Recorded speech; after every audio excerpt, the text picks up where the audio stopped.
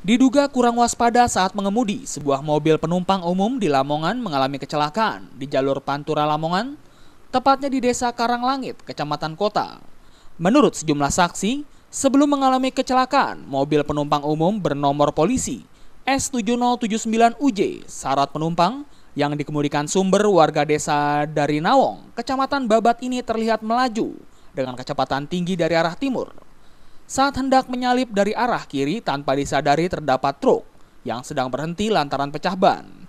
Supir yang panik langsung membanting setir, hingga akhirnya mobil penumpang umum tersebut masuk ke sungai.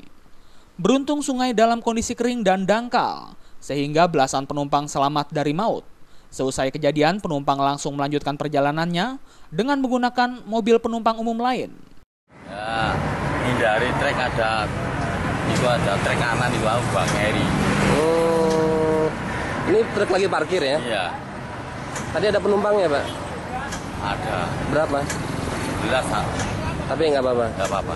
Oh. Meski tidak sampai menyebabkan korban jiwa, namun akibat dari kecelakaan ini, arus lalu lintas Lamongan Babat sempat tersendat. Dari Lamongan, Jawa Timur, Muhammad Basoir melaporkan.